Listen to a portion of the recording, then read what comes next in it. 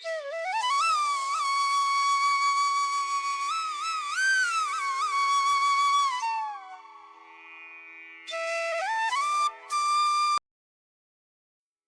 நண்பர்களே, welcome to Thiruvarur Thiru Abhi channel.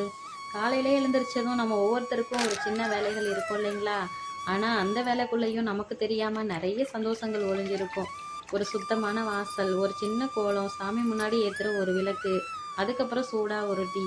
இதெல்லாம் பெரிய விஷயமா தெரியாது. ஆனால் ஒரு நாளை நம்ம இவ்வளோ நிம்மதியாக ஆரம்பிக்கிறோம்னா இதை விட பெரிய விஷயம் வேறு எதுவுமே இல்லைன்னு தான் எனக்கு தோணும். இன்னைக்கு என்னோட காலை நேரத்தை உங்களையும் கூட்டிகிட்டு போகலான்னு நினச்சேன். வாங்க முதல்ல வாசலை சுத்தம் பண்ணிக்கலாம். காலையில் எழுந்திரிச்சதும் முதல்ல வாசலை தண்ணி தெளித்து கூட்டிட்டேன். தினமும் இதே வேலை தான் செய்கிறோம். ஆனால் நம்ம வீட்டு வாசலை சுத்தம் பண்ணி முடித்ததும் மனசுக்குள்ளேயும் ஏதோ ஒரு சுத்தம் வந்த மாதிரி இருக்கும்.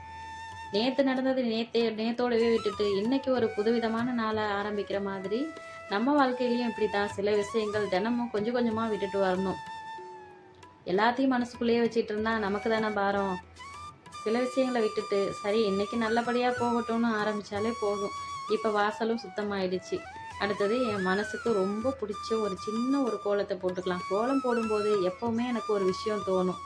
ஒரு சின்ன புள்ளியிலேருந்து ஆரம்பித்து அதை சுற்றி இன்னொரு புள்ளி, இன்னொரு கோடு அப்படின்னு கொஞ்சம் கொஞ்சமாக சேர்த்து தானே ஒரு அழகான கோலம் வருது. நம்ம வாழ்க்கையும் அப்படி தானே. ஒரு நாளில் எல்லாமே அழகாக மாறிடாது. சின்ன சின்ன முயற்சிகள், சின்ன சின்ன சந்தோஷங்கள், கூடவே சின்ன சின்ன மாற்றங்கள், இதெல்லாம் சேர்ந்து தானே ஒரு நாள் வாழ்க்கையை அழகாக மாறும். அந்த நாள் அந்த நம்மளோட வாழ்க்கை எல்லாமே ரொம்ப அழகாக மாறுறதுனோ நம்ம கையில் தானே இருக்குது.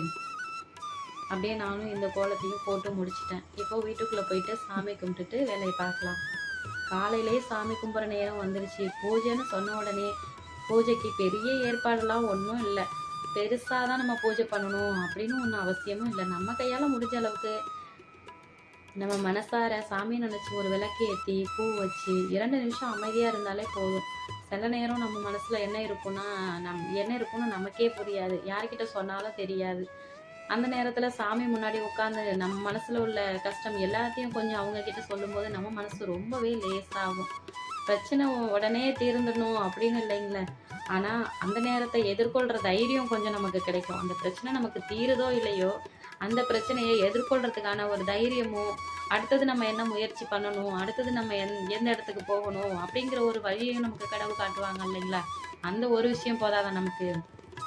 நான் எப்போவுமே காலையில் எழுந்திரிச்சு வீட்டு வேலைலாம் முடிச்சுட்டு பூஜைலாம் ஆரம்பிக்கும் போது ரொம்பவே பெருசாக அந்த மாதிரிலாம் எதுவும் பண்ண மாட்டேன். ரொம்ப எளிய முறையில் ஒரே ஒரு தீபம் அவ்வளோதாங்க. நம்மளால் முடிஞ்சது அது மட்டும் போதும். நம்மளோட கஷ்டத்தை அவங்கக்கிட்ட சொன்னோன்னா எப்போவாவது ஒரு நாள் கண்டிப்பாக நம்மளோட கஷ்டம் எல்லாமே தீரும். நமக்கு ஒரு நல்ல வழியும் கிடைக்கும். அடுத்தது நம்ம என்ன பண்ணணும், நம்மளோட முயற்சி என்ன அப்படின்றதுக்கு ஒரு வழி காட்டுவாங்க இல்லைங்களா? அதுவே பெரிய சந்தோஷம் தானே. அந்த மாதிரி தான் நான் ஒவ்வொரு நாளையுமே துவங்குவேன். இன்றைக்கி பாருங்கள், இன்றைக்கி பூஜைக்கு என்கிட்ட பூ கூட கிடையாது. வீட்டில் இருந்து அரளிப்பூ தான். அரளிப்பூ தான் சொல்கிறோம். அந்த அரளிப்பூனாலே நம்ம முருகப்பெருமானுக்கு ரொம்பவே உகந்தது இல்லைங்களா? நான் அந்த மாதிரி தான். என்ன இருக்கோ அதை வச்சு சிம்பிளாக எளிய முறையில் ஒரு பூஜை பண்ணி அன்றைய நாள் ரொம்பவே சிறப்பாக துவங்கிடுறது. நானும் அந்த மாதிரி இன்றைக்கி எங்கள் வீட்டில் இருந்த அரளிப்பூ வச்சு ரொம்பவே கம்மியாக தான் பூ இருந்துச்சு. அதை வச்சு ஒவ்வொரு பூ எல்லா சாமிக்கும் வச்சு அலங்காரம் பண்ணிவிட்டு ரொம்ப எளிமையாக தான் பூஜை பண்ணேன். ஆனால் எனக்கு மனசுக்கு அவ்வளோ ஒரு நிறைவாக இருந்தது. நம்ம பெருசாக பண்ணலைனாலும் எளிய முறையில் பண்ணாலும் அன்னைக்கு நம்மளோட நாள் அன்னைக்கு அவ்வளோ ஒரு ஹாப்பியாக காலையிலே ரொம்பவே சந்தோஷமாக ஒரு நாள் துவங்குது. அதை நினச்சி ரொம்பவே நான் சந்தோஷப்படுவேன். அன்றைய நாளும் எனக்கு ரொம்பவே சிறப்பாக தான் இருக்கும். நம்மளோட கஷ்டத்தை யார்கிட்ட சொன்னாலும் தெரியாது. அந்த நேரத்தில் சாமி முன்னாடி உட்காந்து நம்மளோட மனசில் உள்ளது எல்லாத்தையும் அவங்கக்கிட்ட சொல்லும்போது நமக்கு மனசுக்கும் கொஞ்சம் நிறைவு கிடைக்கும். அந்த நாளும் நமக்கு ரொம்பவே சிறப்பாக இருக்கும் இல்லைங்களா? நம்மளுக்கு எவ்வளவோ வேலை தினமும் இருக்கும். அதுக்கு நடுவில் இந்த மாதிரி நம்ம கொஞ்சம் நேரமாக எழுந்திரிச்சு பூஜை பண்ணி கடவுளுக்கும் ஒரு வழிபாடு பண்ணிவிட்டு நம்ம இது வரைக்கும் எவ்வளோ சந்தோஷமாக இருந்தோம். ஒவ்வொரு நாளும் நமக்கு நிறைய நல்ல விஷயங்களும் நடக்கும், கெட்ட விஷயங்களும் நடக்கும். நமக்கு நடந்த கெட்ட விஷயங்களை அப்படியே விட்டுட்டு நமக்கு நடந்த நல்ல விஷயங்களை மட்டுமே நம்ம எடுத்துக்கிட்டு எனக்கு இவ்வளோ நல்ல விஷயங்கள் நடந்திருக்கு, அதுக்கு ரொம்ப நன்றின்னு கடவுளுக்கு ஒரு நன்றி சொன்னாலே போதுங்க. நம்ம கேட்காமலே எல்லா கஷ்டமும் நமக்கு என்னென்ன வேணும், எப்பப்போ என்னென்ன கொடுக்கணும் எல்லாமும் அந்த கடவுள் கண்டிப்பாக நமக்கு ஒவ்வொன்றையும் ஸ்டெப்பாக அழகாக கொடுத்துட்ருக்காரு. நம்ம வாழ்க்கையை ரொம்பவே சிறப்பாக சந்தோஷமாக அழகாக மூவ் ஆகிட்டுருக்கோம். அந்த மாதிரி தாங்க நான் பண்ணிகிட்ருக்கேன். எப்போவுமே எனக்கும் எதுவுமே நடக்காது அப்படின்னு சொல்ல முடியாது. எல்லா கஷ்டமும் எனக்கும் வரும். எல்லாமே எல்லாருக்கும் எல்லா பிரச்சனையும் இருக்கும் தான். அந்த நேரத்தை அப்படியே விட்டுருவேன். அதை யோசிக்கவே மாட்டேன். நமக்கு இந்த நேரம் இன்னைக்கு கஷ்டம் வந்திருக்கா, அதையும் சந்தோஷமா நான் ஏற்றுக்குவேன். இந்த பிரச்சனை நமக்கு இன்னைக்கு வந்திருக்கா, ஓகே நமக்கு கடவுள் இன்னைக்கு இதுதான் கொடுக்கணும்னு இருந்திருக்கு, கண்டிப்பாக அதையும் நான் ஏற்றுக்குவேன். அதுக்கும் நான் நன்றி சொல்லுவேங்க. எல்லா விஷயத்துக்குமே நல்லது நடந்தாலும் நன்றி சொல்லுவேன், கெட்டது நடந்தாலும் நன்றி சொல்லுவேன். அந்த மாதிரி தான் நான் ஒவ்வொரு நாளையும் கழிச்சிட்ருக்கேன். கடவுள் என்னையும் நல்லா தான் வச்சுட்ருக்காரு. எல்லாரும் நல்லா இருப்பீங்க, எல்லாருக்கும் நல்லதே நடக்கும், எல்லாருக்கும் அந்த முருகப்பெருமான் நல்லதே நடத்தி கொடுப்பாரு. அப்படியே அழகாக சின்னதாக எளிய முறையில் ஒரு பூஜையும் பண்ணி முடிச்சுட்டு அடுத்தது நம்ம கிச்சனுக்கு போவோம். கிச்சனுக்கு போயிட்டு நம்ம அன்னபூர்ணி தயாரை பார்க்கலாம். நீங்களே பாருங்கள் எவ்வளோ அழகாக குட்டியாக ஜம்முன்னு உட்காந்துருக்காங்க பாருங்கள் கிச்சனில். இவங்கள பார்த்துட்டு வந்து சமைக்கும்போது அன்னைக்கு அவ்வளோ ஒரு சந்தோஷமாக தான் இருக்கும். எப்போவுமே போன உடனே அவங்கக்கிட்ட பேசிக்கிட்டே தான் நான் கிச்சனில் சமைச்சிட்ருப்பேன். தனியாக நான் மட்டும் கிச்சனில் சமைக்கிறேன் அப்படிங்கிற ஒரு ஃபீலே எனக்கு வராது. என் கூட அவங்க இருக்காங்க, அவங்கக்கிட்ட நம்ம பேசிகிட்டு இருக்கோம் அப்படிங்கிற ஒரு சந்தோஷத்துலேயே தான் தினமும் நான் போயிட்டு சமைக்க போவேன். போன உடனே அவங்கள பார்த்துட்டு அவங்க அழகாக அவங்கள பார்த்து நான் சிரிக்கிற மாதிரி, அவங்க திரும்ப எனக்கு என்னை பார்த்துட்டு அவங்க சிரிக்கிற மாதிரி எனக்கு அவ்வளோ ஒரு சந்தோஷமாக தான் இருக்கும் பார்க்கும்போது. அப்படியே அழகாக அவங்களுக்கும் சின்னதாக ஒரு பூஜை பண்ணிவிட்டு அடுத்தது என்ன வழக்கம் போல் நமக்கு டீ தான். ஒரு நாளுமே நமக்கு தூங்குறது என்னவோ டீயில் தான் ஆரம்பமாக இருக்கும். டீ இல்லாமல் இருக்க முடியுமா? கண்டிப்பாக நான் காலையிலே டீ குடிச்சிட்டு தாங்க அடுத்த வேலையே பார்ப்பேன். சரின்னு சொல்லிட்டு சூடாக ஒரு நல்ல டீயும் போட்டுக்கலாம் அப்படின்னு சொல்லிட்டு டீ ரெடி பண்ணிட்டேன். இது என்னென்னா குழந்தைங்களுக்கு ஸ்கூலுக்கு ஸ்நாக்ஸு தட்டைப்பயிர் தான் இன்றைக்கி கொடுத்து விடலான்னு சொல்லிட்டு அதை தான் நான் நைட்டே ஊற வச்சுருந்தேன். சரி அதையும் ரெடி பண்ணி பசங்களுக்கும் ரெடி பண்ணணும்ல. அவங்க இன்னும் எழுந்திரிக்கவே இல்லை. நான் எல்லா வேலையும் முடிச்சுட்டு 7 மணிக்கு 7:30 மணிக்கு தான் அவங்க எழுந்துச்சி வருவாங்க. அந்த ஸ்கூல் டைமு அந்த ஆட்டோ வந்து நிற்கிற டைமுக்கு தான் இவங்க ரெடி ஆகிட்டு இருப்பாங்க. ரொம்ப கஷ்டமாக தான் இருக்கும் அவங்கள ரெடி பண்ணுறதுக்குள்ளே.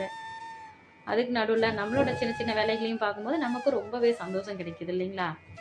சரின்னு சொல்லிட்டு அப்படியே அழகாக ஒரு டீயும் போட்டாச்சு. டீ போட்டு அப்படியே நேராக எடுத்துகிட்டு எனக்கு பிடிச்ச, எனக்கு சந்தோஷம் கிடைக்கிற, எனக்கு மன நிறைவு கிடைக்கிற ஒரு இடத்துக்கும் வந்தாச்சு.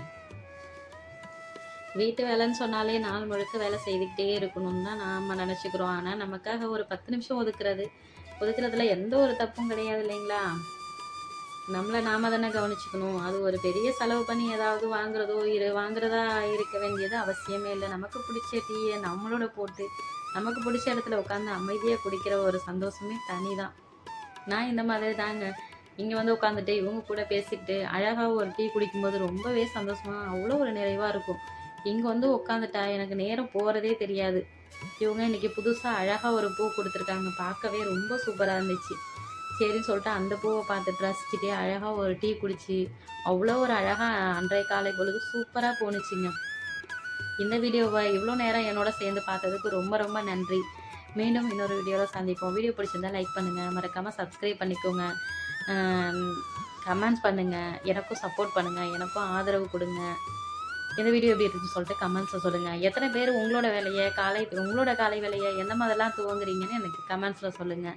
என்னோட காலை பொழுது இந்த மாதிரி தாங்க இன்றைக்கி போணுச்சு. என் கூட சேர்ந்து நீங்களும் என்னோட காலை பொழுதை சேர்ந்து என் கூடவே கழிச்சதுக்கு ரொம்பவே நன்றி.